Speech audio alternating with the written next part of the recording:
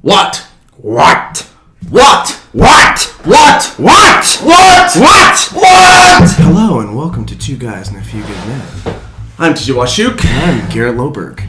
And this is Lowdown for the week of October 21st, 2019. What an interesting week we have today. Yes.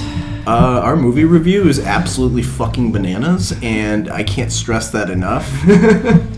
I don't know what to do. I feel like I need to go do counseling for about a week. Yeah, it was definitely a place to take you. I don't know. We'll get into it when we get to the movie review. So, that being said, let's get right into the news.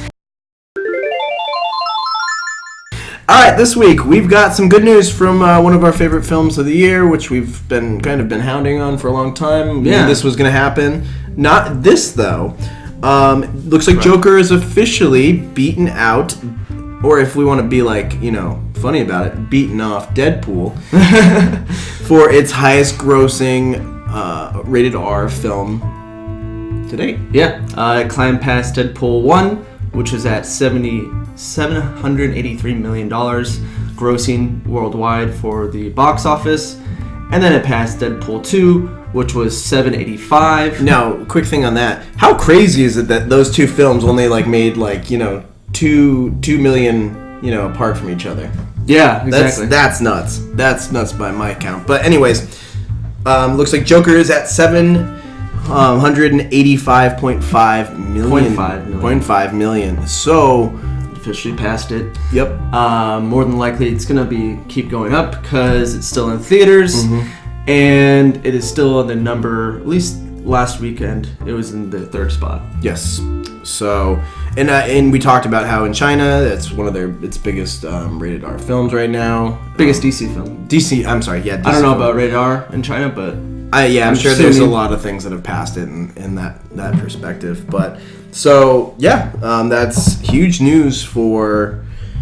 not Deadpool. Joker. I'm really excited that it's making waves and it's making good money. So, and that means that DC might actually start doing decent movies. Yeah, I think that this is a great stepping point for them to just jump into something, because they haven't had anything since the Dark Knight series. And then this is not taking away from the review, but watching Robert Pattinson today, I was really impressed with the way he looks, like his physique, and the way he acted. I think that now that I saw something that I haven't seen him in in a while, like a really good movie, I'm really excited to see Batman, and see where that goes. So, going up next, we've got another kind of DC. We have a DC movie news this week instead of Marvel. For the first time in a while. So, cool. We've got Patty Jenkins confirms Pedro Pascal as Maxwell Lord, who's going to be a supervillain in the Wonder Woman 2020 movie. Cool. So, and this is just a confirmation. I'm sure that people had this in their minds for a while that this was going to happen, but... I think I remember hearing something a while back that he was going to join the movie, and I wondered what he was going to join the movie as. Is this why they pushed it back? Maybe to put a little bit more emphasis on a storyline, and I think that Wonder Woman did really good the first time it did the movie, its first movie, but I think they're really trying to nail this one to where it's better than that, which is, I think it's admirable. Yeah, because they posted that, in June? That movie poster for it. Yep. And it's not coming out till May 2020? Yeah. I think. So it's got a good little while to go. But I think that they wanted to restructure it too. Like I said, they probably had a first cut of it and they were like, let's do some more reshoots than they did, and I think that's maybe where he comes in. So I don't know who Maxwell Lord is. Do you know who that is? I do not. Off the top of my head, I do not. Maybe I saw a face. Well, that's the character, Maxwell Lord. Oh, okay. Yeah, so it's a DC character. I'm not familiar with a lot of Woman's characters. Yeah, so we'll probably have some more news so on Batman. That. Yeah, exactly. With his rogue gallery. This was exciting for a lot of us in our 20s and 30s. Looks like Clerks 3 will be scored by MCR's Gerard Way. Yeah. Now, Gerard Way was he originally worked on that comic book show. Yes, and now I'm blanking on it because the Umbrella Project. Yeah. And Academy. Umbrella Academy? Yeah. Oh, okay. And he's friends with Kevin Smith in that way, I think. Yeah. His comic books, they related. And he was on Kevin Smith's podcast, I believe. Making a movie, or the Night at the Movies, whatever it was. Okay. It was a show he had for one season where he invites friends and a celebrity to a movie, and then they talk about it afterwards. Okay. And Gerard Way was on the finale of that. Well, and looking at how Umbrella Academy was, the real big thing that pulled me into that show... I think he did a song on Umbrella. He did actually two. Two, okay. They're covers, but they're still really good. Mm-hmm. One was the Bangles, and another one was, I want to say, the Beach Boys that he did a cover for. Okay. But not even like those songs, but him putting together the music for the actual show was great. Oh, the show, for the show. So, yeah. But I have no problem with him doing the movie. I feel like that would probably be even better to have something like that. Mm-hmm. Someone like him to do that project. So. And Clerks 3, wow, that's interesting. I wasn't expecting that because they had Jay and Silent Bob reboot that recently came out. Yep. I don't think it's in theaters near us. I think it's in select theaters still. Yeah, it's still in select theaters. But I want to see it. I just watched Jay and Silent Bob Strike Back yesterday. Oh, okay. Yeah, great movie. Like, I haven't seen it in a while. I kind of want to refresh on it. Yeah. And it's on Netflix, spooky right? as heck. Yeah. But Gerard Way. That's pretty cool. Yeah, I'm excited for that. Next we got Hocus Pocus 2 adds, was it the producers or the directors? It was the director. Director, cool. Yeah. One of the directors for a lot of episodes for Workaholics, which is surprising and also not bad. I don't think that that's a bad decision. I think that's a pretty good decision. They've got a lot of good comedy in their stuff, in their episodes. Mm-hmm. A lot of like fun little tidbits. I think they'll bring a lot to the movie. Yeah, and I don't know if it's gonna be the same actors, actresses in it, like Sarah Michelle Gellar. Yeah, whatnot. They probably will have cameo appearances, but I'm guessing it's probably gonna be about new witches. I don't know. Yeah. But it's kind of cool because this is a kind of a cult film in Disney World. Mm-hmm. I recently started seeing it. I've never seen them in Spirit before, but this time of year, this year they had Hocus Pocus. Oh. All over a Spirit Halloween store. Cool. And they had never done that before. Yeah. So maybe that's why. Maybe they're trying to hype it up. Probably. That's what I'm guessing. Yeah, it's a good, like I said, it's a good add to have some comedy to it. Mm-hmm. And they have some serious stuff in there too. Yeah. Really good comedy. Yeah. Well, that brings us to this week's good idea. Bad idea. It's time for another good idea, bad idea. We haven't had this for a while. I know. So get those buttons ready. Boom! I tried hitting this last night and it didn't work, so I'm glad that she said. Oh, hey! Anyways. So we got Sony. What? We have Sony campaigning for Best Actor for Leonardo DiCaprio and Brad Pitt as the Best Supporting Actor in their new movie. Once Upon a Time in Hollywood. Yep, and I don't know how I feel about this. I felt like they both did a really good job. And this is me personally. Mm-hmm. I don't think anyone's really done, like, I guess I haven't seen a performance this year that I was just like, whoa, other than like Joaquin Phoenix maybe. And Joker. Yeah. So, like I said, I thought Brad Pitt was fantastic, and I thought Leonardo DiCaprio was fantastic in it, but I don't think that, Best Actor of the Year. No, but this is Sony, and that was like the only movie that was really substantial. True. For that award. Yeah, that's true, yeah. Like, what else are they going to push? I don't know. I'm trying to think of other Sony movies. Well, in my book, I don't think they're going to win it. No. It's just gonna they'll at least be on the, the list, ballot, yeah. The ballot. Be like, oh, was nominated. Yeah, but I don't see, like, Brad Pitt. I mean, I feel like even in the movie Lighthouse, though, we just saw today, I feel like they would probably have a better supporting actor. Oh, yeah, Robert Pattinson. Or William Dafoe. I mean, it's hard to tell which one is which, because they're both... there's only 2 people in that movie, not to go into it right now, but, like, when you have 2 people, it's really hard to tell who's who in Azusa Zoo. Yeah. So... I like that. So we'll go on to our next one. What was yours on that? Good idea about it. As far as winning it, no. Yeah. But as far if they were to win it, it would be do you think it's... Yeah. No, they would definitely not win it. Yeah. I don't think so. I just feel like that. It was a great movie, don't get me wrong. I like the movie, but I feel like there's a lot better options out there. Yep. Next up, we got Purge 5 coming up. And I'm just going to be blunt about this one. Please. Can we take a buckshot to this franchise, please? I mean, like, this is getting to the territory of Saw. Why are we doing Saw over again? Yeah, Saw. We're just making it political now. I don't even know. Like, it's just one of those they're casting for right now, and I'm like, those people must make the easiest paycheck ever. Yeah. Like, that's got to be one of the easiest paychecks. I don't know, it's really annoying. Like, the first one was alright, but after that they kept on going and going. It's the same premise over and over, and they even have a TV show. Yeah, and it gets to the point where it's like, okay, well, is this, like, in-universe? Is this supposed to be different movie? Like, what's going on? And I even watched maybe the second or third one even, and it's not even that good of a movie. It's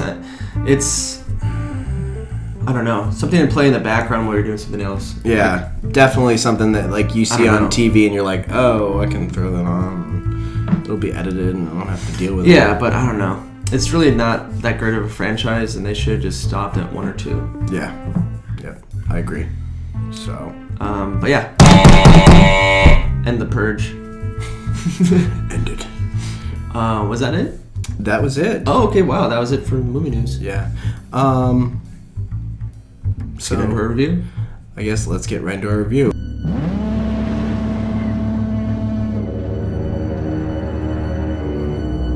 Tell me, what's a timberman want with being a wiki? Just looking to earn a living, just like any man. Starting new. On the run. So this week we got the pleasure of seeing Lighthouse. Not Wow, just The Lighthouse. Yeah, not Wow, the Lighthouse. It was just Lighthouse, but it was Wow. So we were trying to see Jojo Rabbit, and it doesn't look like they have any times playing right now. At least in our area. Yeah, so we would definitely want to see Lighthouse. So I'm glad that we did, because I feel like both of these movies would have been a perfect, like, a filler week for something like mainstream that's coming out. But yeah, do you want to go first? Yeah, so this movie is with Robert Pattinson. You know him from Twilight, Willem Dafoe. I mean, you know him from Spider-Man. You know him from various films. Oh, everything. He's been in a lot of good films. Boondock Saints. Keep going. Yeah. But he is, Willem Dafoe. He's a good actor, and he's a good actor in this film. He's a fucking great actor in this film. God. It's like they just fed him cocaine for a week, and they were like, okay, let's see what you got. If you want to see a wild old man, like Lighthouse guy, that's like exactly perfect. So basically the story is Robert Pattinson's character, I think his name was Wilfred. It's Tommy. No. He reveals that later. Oh. Okay. It's like William or Wilfred or something like that. Yeah. He goes to this lighthouse to work on for about 4 weeks, and he's partnered up with the guy that was working on it previously. He's been working on it for years, I guess. Yeah, William Dafoe's been there for a long time. And his partner just recently got deployed there, I guess. Yeah, he lost one of his partners, and he is coming in to replace him. Yep. Basically. The whole time they're trying to, keep the lights going so the ships can see that there's land there and not crash. During this time, it is they're isolated on a rock. Basically, they're stranded there. I mean, they don't even know at one point. I feel like how long they've been there. How long they've been there, they don't know where they're at. Mm-hmm. You know, it's one of those things where it's so intoxicating to be on this place alone. It's like nice, but at the same time, you just start going crazy. Yeah, exactly. And you know, in the beginning of the movie, Robert Pattinson, he finds a hole in his pocket. He puts his hand in, and a carved wooden mermaid, mm-hmm. and he keeps it with him. Does some things with it. Some things. So this movie is in black and white, and it kind of reminds you of, you know, like a 1930s or even 1950s Alfred Hitchcock. Yeah. Really focused on the eyes of the actor, mm-hmm. the expressions that they make, and the aspect ratio. When we first started watching, we thought it changed at the end. Yeah. But I was looking at it online, mm-hmm. it didn't. Okay, so it was always that same aspect. Yeah. It's almost like a 4x3, but not. It's something else. Well, that's why I felt so claustrophobic the whole time. Is mm-hmm. that like I thought at the beginning that it was like full screen and it was like kind of closing on you. Yeah. Throughout the whole. And that's how the movie felt, though. Yeah.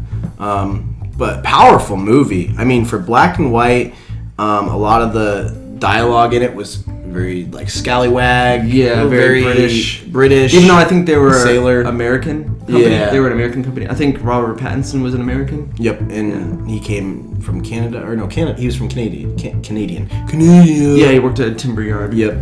But just like you said, the focus on the emotions. I thought the shots were beautiful. Mm-hmm. Like there's a shot of them going up the lighthouse at the beginning. Yeah. And I was just like, they had to have cut a hole and had a dolly system that they were just lifting up, mm-hmm. because there's no way that you would have got that. That tight quarters of the lighthouse. Yeah, because it's such a small area to work with that mm-hmm. it was just like, oh wow, like this is really well shot. Yeah. So, but very powerful. Just there, like. I thought it was going to be a really long. It's almost a 2-hour movie. Yeah. It didn't feel like a 2-hour movie. It felt like. I mean, there was some. It dragged. A little bit. Just tiny spots, but like, I felt like the first hour was like, you know, went by really quick. Mm-hmm. But there's just a lot of weirdness in this movie. If you have a fetish for men having sex with mermaids, we got you. This is the movie for you, because I wish I had whiskey when that scene happened. Yeah, if you've seen The Witch, you kind of know this director, Robert Eggers' mm-hmm. film style. It's very similar. It's slow, but also has suspense, like in this movie. Mm-hmm. Script was cool. No issues with the script. No. Like I said, great acting. Mm-hmm. Great acting all around. I don't know. If you're into I don't know what kind of movie this would be. Thriller, I would say suspense. Yeah. Suspense, drama, going mad over time. Yeah. Definitely check it out. Also, I just want to bring this up. Yeah. If you find a scene in the movie funny, don't feel bad about laughing, because apparently this was supposed to be funny throughout. It was funny. It's supposed to be funny throughout. Like a sad funny. Yeah, like a dark comedy. Like a dark clown comedy, you know. Kind of like the Joker. Yeah. So, but did you guys see it? Did you? You should. This is now on my top 10 list this year. And don't spill your beans. Don't spill your beans. And what? Don't forget to like, comment, and subscribe. I am TJ Washuk. And I am the golden shit of the week. We'll have that next week. We love you. And good night. Wait. I'll give you a crisp high five if I can get your camera. Oh, yeah. Damn it, over again. This has been a Two Guys production.